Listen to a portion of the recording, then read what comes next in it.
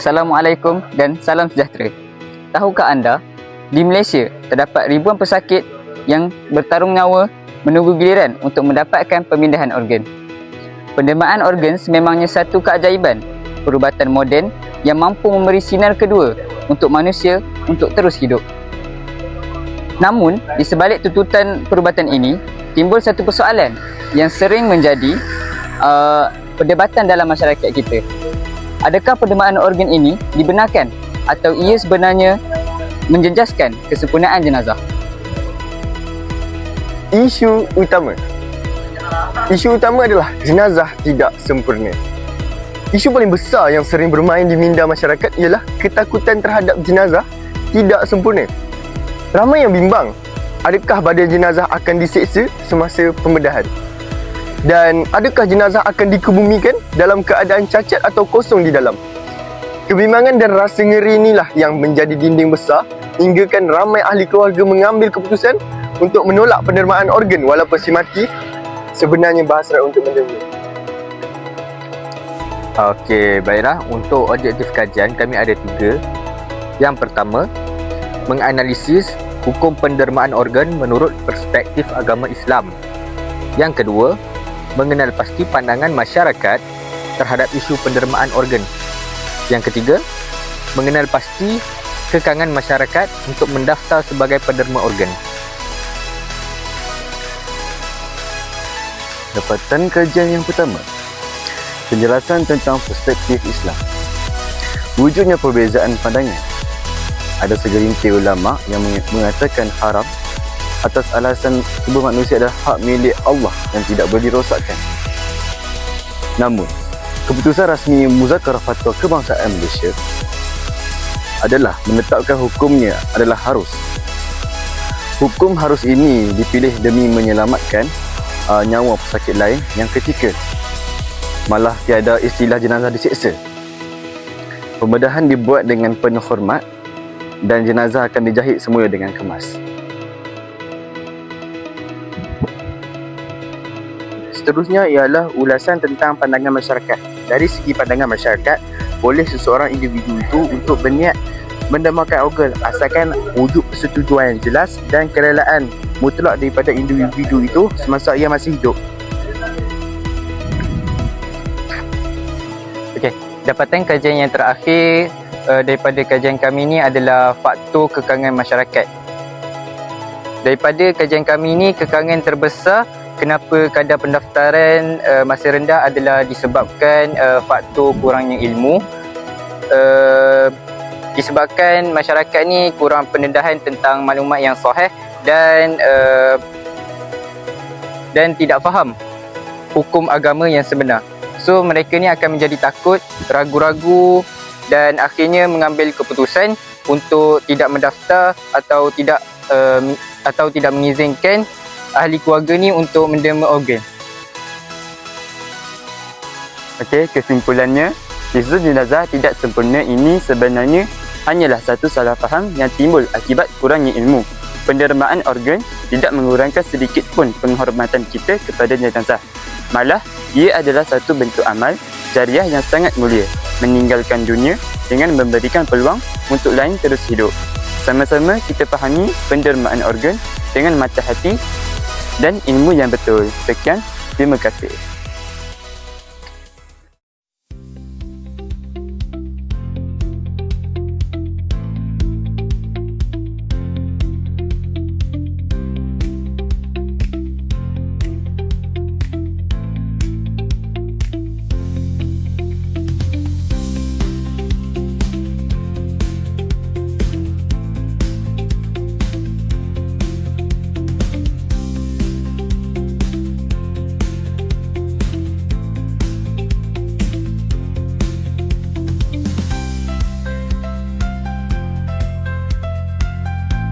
Assalamualaikum warahmatullahi wabarakatuh. Kami baru selesai mesyuarat kali pertama ilmu wahyu dan kemasyarakatan.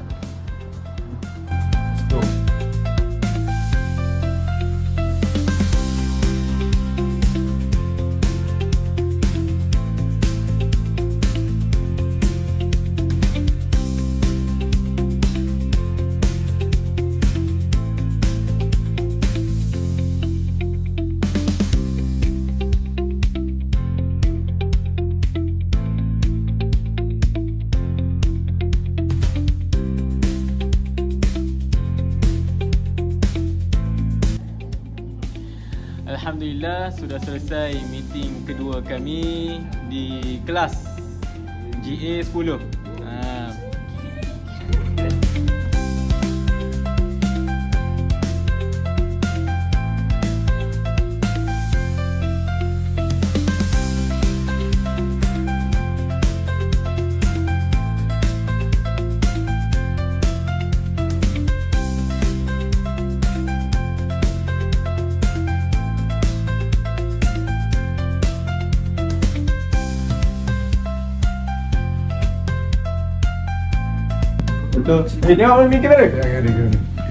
Alhamdulillah kami sudah selesai meeting ketiga kami di Pondok Kecil.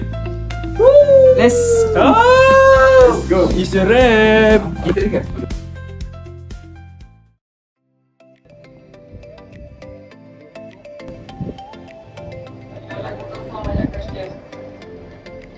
Ataupun daripada interview.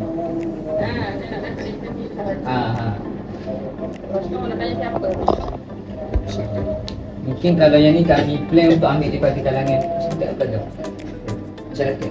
Kami ambil daripada. Assalamualaikum semua. Hai. Alhamdulillah, kami baru selesai konsep secara atas kalian dengan Dr. Naimah dalam subjek Ilmu Wahyu dan Kemasyarakatan. Alhamdulillah semuanya berjalan lancar.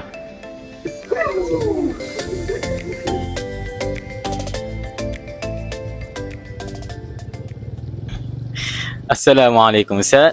InsyaAllah kami akan interview sedikit Ustaz di bawah subjek Ilmu Wahyu dan Kemasyarakatan.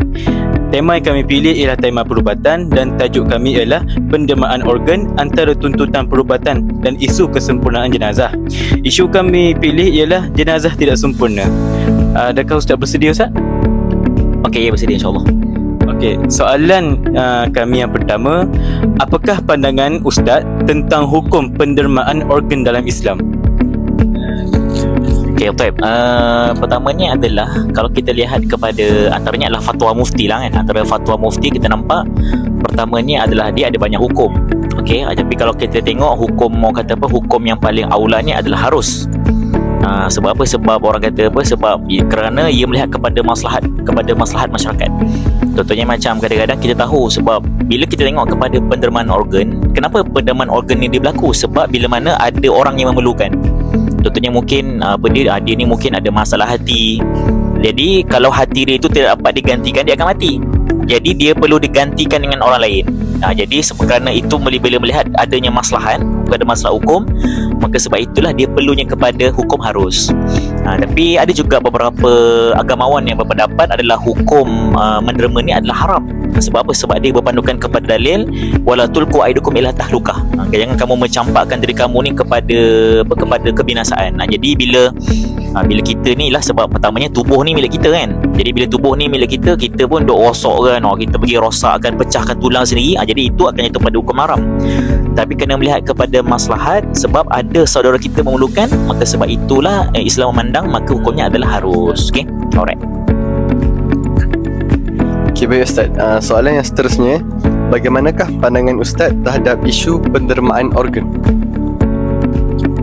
Okey, pertamanya adalah kalau kita susuri beberapa isu-isu semasa sekarang ni, antaranya isu-isu yang viral berkenaan dengan pendermaan organ ni adalah nombor satu adalah orang kata apa, adakah pendermaan organ ni dia datang daripada kehendak sendiri.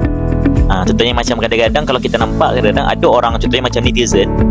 Ialah sebab kadang kita faham netizen ni kadang-kadang dia orang yang tak belajar agama kan, dia tidak ada pengetahuan agama. Jadi kadang netizen ni kerjanya dia suka judge macam tu je. Jadi isunya adalah kalau kita nampak pertamanya lah bila mana pendermaan organ tu datang daripada wasiat orang. Contohnya macam dia ni mungkin tak lama lah kan, dia tahulah dia ni sakit ke apa kan, ada kanser sebagainya. Jadi kalau kita nampak baru-baru ni ada seorang tak salah saya orang lelaki, dia ada penyakit. Dan bila dia dah meninggal, dia kata apa, sebelum dia mati, bila dia mati nanti dia mewasiatkan agar tubuh badan tu boleh diambil untuk dipindahkan. Okey. Jadi jadi kita bincangkan boleh tak macam tu? Jawapannya boleh lah. Boleh lah kan, sebab itu wasiat dia. Dan bahkan tapi cuma yang pentingnya adalah pastikan setiap perkara itu dia masih berlaku dengan kerelaan penderma. Tak boleh paksa. Contohnya macam dia dah mati, Lepas tu pula dia dah mati, tiba pula kita ambil barang dia, kita ambil organ dia, tapi tanpa kerelaan dia. Yang tu akan jatuh hukum haram lah. Jadi kadang-kadang tu ada orang yang mewasiatkan, okay? Dan juga kalau kita nampak kadang dekat beberapa hospital, diorang dah mula untuk untuk endorsekan, untuk galakkan kepada rakyat kita untuk menderma organ. Sebab apa? Sebab orang memerlukan. Okay? Jadi bagi saya tak ada masalah. Kerana hukum pun dia menyatakan hukumnya adalah boleh. Jadi bila hukumnya adalah harus dan perlu kepada maslahat, maka pandangan saya boleh. Okay? Okey Ustaz, insyaAllah kita akan bergerak kepada soalan yang terakhir. Apakah kekangan utama untuk mendaftar sebagai penderma organ? Okey, jadi kekangan dia of course lah nombor satu adalah bila mana saya rasa tak semua orang rakyat kita ni, rakyat Malaysia ni, dia tahu lagi tentang pendermaan organ. Mungkin kita biasa dengar derma darah kan. Dan walaupun derma darah tu adalah benda yang kita kata macam biasa dah dengar derma darah ni, tapi benda tu pun dia jatuh juga benda-benda yang kurang untuk pengetahuan daripada rakyat kita. Jadi kalau kita kata menderma darah ni kita derma tak hidup kan. Walaupun kalau kita derma tak adalah, tak nak dengar gila orang mati derma darah kan. Jadi kekangan utama ni adalah bila mana kurangnya pengetahuan rakyat, terutamanya kita orang Islam, tentang hukum menderma organ. Jadi sebab yalah kita buat kadang-kadang ada organ-organ ni yang tak ada tolak gantinya. Contoh macam jantung. Kalau kita derma jantung, matilah kita kan. Jadi kebanyakan derma-derma organ ni kadang-kadang ada organ-organ yang didermakan orang tu akan hidup. Contoh apa, kita derma buah pinggang kan, kita derma tulang kan. Kadang-kadang juga ada juga pendermaan ni yang berlaku bila orang tu dah mati, macam derma jantung, derma pergi paru-paru sebagainya lah. Okay, jadi nombor satu saya rasa kekangan utama ni adalah bila kurangnya pengetahuan daripada rakyat Malaysia, terutamanya orang Islam lah. Okay. Yang kedua pula, kenapa rakyat Malaysia ni dia kurang ilmu? Sebab kurangnya daripada sarjana-sarjana. Contohnya macam pihak hospital. Biasa tengok kadang ada hospital buat macam hari ni tentang penderma organ. Biasa tengok jarang kan. Jadi mungkin daripada pihak authority macam hospital, okay? Dan juga mungkin hospital dia boleh bekerjasama. Mungkin dia boleh mulakan dengan buat seminar-seminar dekat-dekat, buat program-program dekat-dekat dengan masyarakat, okay? Dan bila kita bincangkan daripada sudut ilmuwan macam doktor semua kan. Dan juga satu lagi daripada agamawan. So bila kita kata agamawan ni, ialah kita makruf dah agamawan ni dia akan bincang benda-benda berkaitan dengan agama kan. So sekali-sekala tu dia boleh juga kita buat perbincangan daripada sudut derma organ, daripada sudut Islam. Jadi akhirnya orang akan dapat manfaat lah kepada itu. Jadi bagi saya kekangan yang paling besar ni adalah tak ada ilmu lah. Jadi bila kita tak ada ilmu, maka dia akan mendatangkan banyak benda, kita akan hukum dengan perspektif belaka. Semua orang kata andaian. Jadi daripada andaian tu dia akan membawa kepada sangkaan buruk. Kita berfikir buruk. Jadi kita kejam sana kejam sini, sedangkan benda tu tak ada ilmu kita. So itu saya rasa kekangan utama lah, tak ada ilmu. Okay, alright. Okey, itu sahaja untuk hari ini. Jadi terima kasih kepada Ustaz Athari kerana sudi meluangkan masa bersama kami. Terima kasih Ustaz. Okay.